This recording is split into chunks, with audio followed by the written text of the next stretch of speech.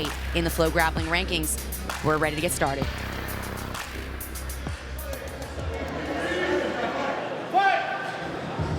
And here we go, Sean. We are in our first semifinals of the Grand Prix. I'm really excited about this one. Almost looked like Felipe was about to go in for like a knee pick there, and Dante actually sits to guard. Yeah, it's not surprising. I don't think it's surprising. He's very good at wrestling up off his, these inside rolls that he does. He can go inside, outside. He's got good leg locks. He's just, Dante is just a very well-rounded athlete. It's hard to capitalize on him. Yeah, he's got this double inside butterfly guard here. And like you said, he's great at wrestling up, but you know what I love to watch him do from here is go to the head. He has a great combo of head and arm and leg attacks. So he snaps the head down, he arm drags, and he goes into those wrestle ups on the leg, and it's really fun to watch. He's gonna enter on this leg right here. He's trying to get some distance. A little back step there from Felipe Costa as Dante was coming up.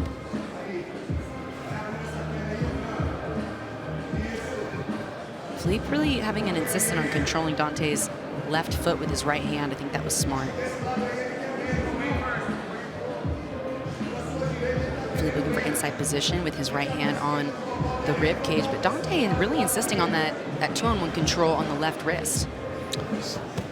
You got to start to get in there a little bit deeper. Now he's going to go over the top, throw the leg through. Oh, he gets in. Doesn't have a bite above the knee line, but it brings him to the top position. He successfully comes up on top, sweeps Felipe Costa. Yes, well done. Under the leg, use the leg attack to get to the top. As Felipe exited out of the leg lock, it's easy for Dante to come to the top. Well done. And reset here to the center. Interesting to see how Dante opts to pass the guard of Felipe Costa, because with the length of Felipe's legs, it's very difficult to go through the guard in that way. So I wonder if he's going to maybe look for the head and try to use like a guillotine attack to get around. We know he's so good with those positions. He's got great darces, anacondas, and guillotine attacks, and uses them to pass fairly often. But Felipe's already underhooked Dante's right foot here, too. Yeah, so he could. You see Dante holding the foot there. Felipe could pummel that foot through. He's kind of trying to come up really. He made it. He made it to the top. Now he's dropping down back to the bottom because he's worried about a footlock entry. But he did make it up nicely there. Wow. Did you see that grip he had on the leg? Dante had a really strong grip on the upper thigh of Felipe, and Felipe actually stepped over his head. Yeah. Well, showing that height difference in that length, right, that we're talking about. When you have this much height advantage and your legs are long like that, you can sometimes do those unorthodox things that may not happen on someone like Achilles Hosha, for example. He's going with someone his height.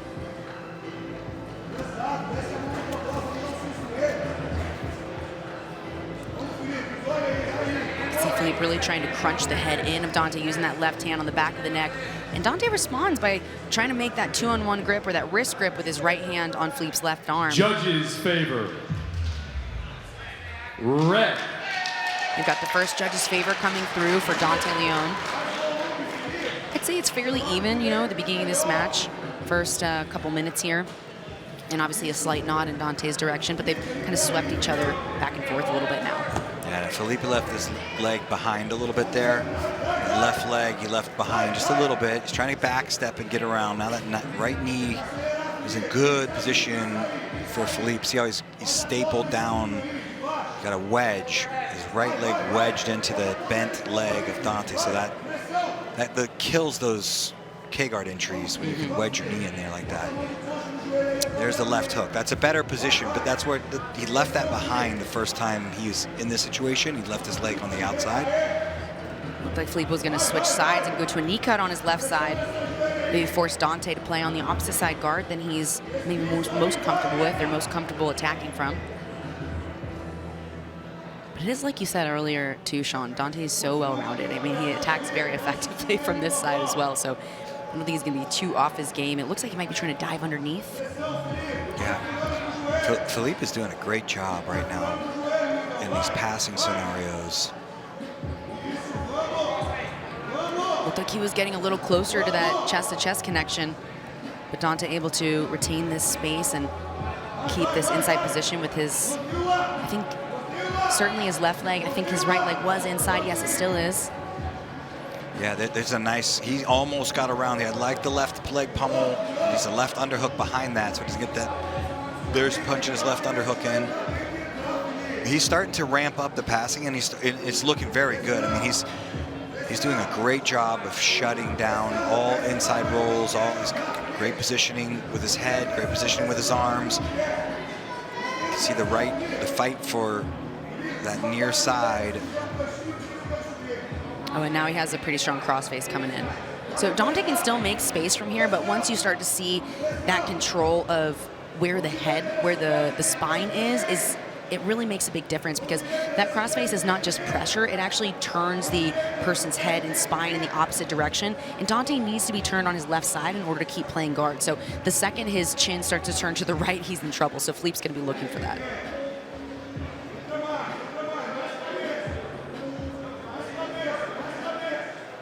Felipe really putting a lot of pressure on this top leg of Dante Leon, and that fatigue really adds up over time. It reminds you of what we saw earlier with Ryan Aiken, you know, in a very similar passing style there for a while with Michael Sains.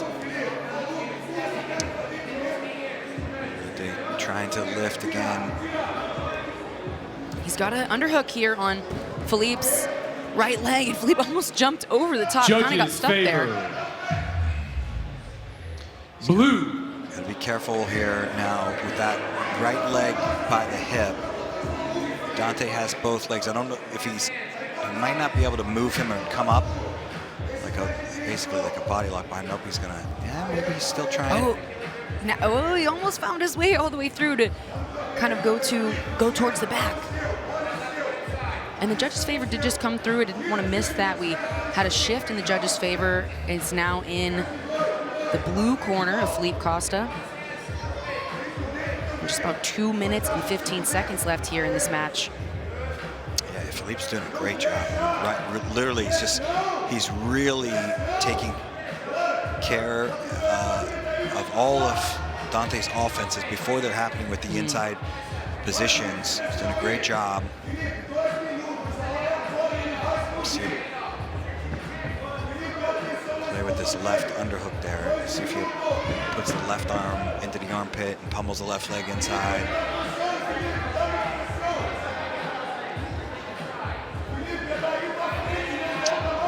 There he's trying. That makes sure Dante can't get back underneath. If he uses this underhook well and then puts that left hook in, he can start passing back over to the right. But it really makes it so it's difficult for someone to get underneath you. Yeah, about 120 here left. Be really interested to see like what happens with the urgency that develops in the next minute and 13 seconds, because this match has been really, really close throughout. See Dante really trying to control the head of Felipe Costa, trying to break the posture down. Sometimes when you break the posture down that way, it can force the opponent to posture up, and then it lets you enter into the leg. So that might be part of the strategy there, because Felipe's base at this point is going to be very frustrating to all of Dante's attacks, really shutting him down. Oh, now he's had a bit of a look at the scoop grip on Felipe's right leg. Almost switched off to the upper body there for a moment, but Felipe's still staying in safe distance throughout all of it.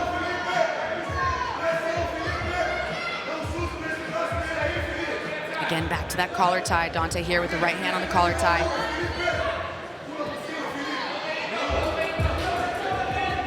Oh, he swings that hand around, loses the foot. Felipe high steps out.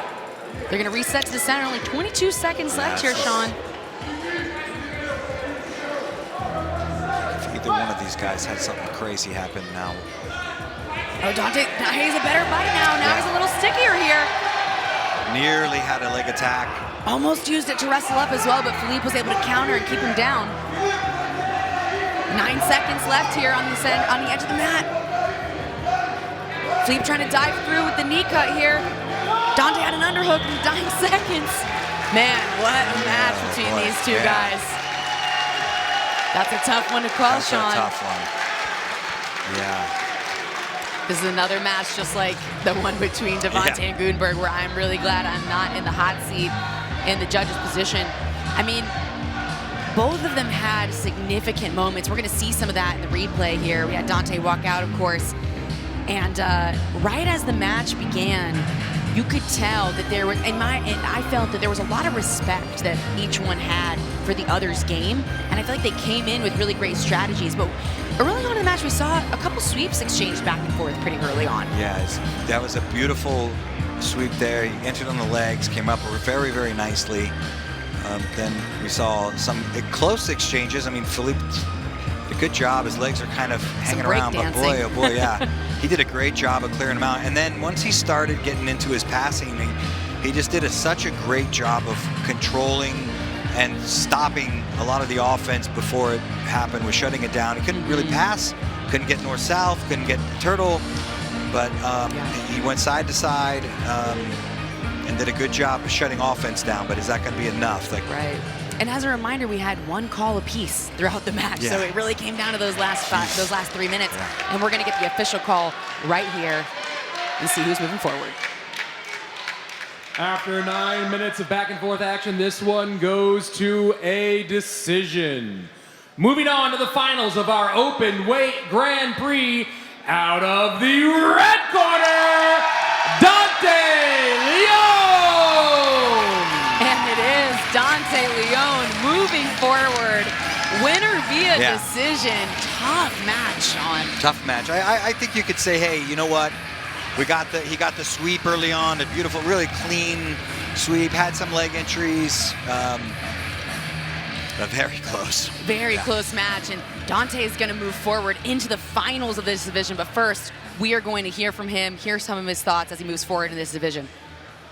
I'm here with your winner, Dante. Dante, that was a tough back and forth match. Near the end, you nearly got him on the leg. How close was that from your perspective? As far as the submission goes, I don't think I was super deep, but I was definitely initiating. I was definitely attacking. I was definitely engaged. I didn't feel like he was close on really anything. So I think I deserved the win, but obviously it wasn't an easy match. Certainly a difficult opponent here. Now you have two other guys who are on that board right now. Some other big names here in jiu-jitsu. Of course, you're a multiple-time world champion. Is there one of those two you would prefer to see here in the finals? Absolutely not. I think each of them are tough in their own right. I hope they beat the shit out of each other and one guy ekes it out and then he's tired going into the final. Well, we definitely want to see that. Well, one more time for one of your finalists, Dante Leon! Absolutely great match with Dante Leon, even funnier interview. And you know what? I understand that, okay? He's like, hey, I hope these guys have a crazy match. I hope they go at each other like crazy for 9 minutes. And then they're exhausted, and then whoever gets to fight is beaten down.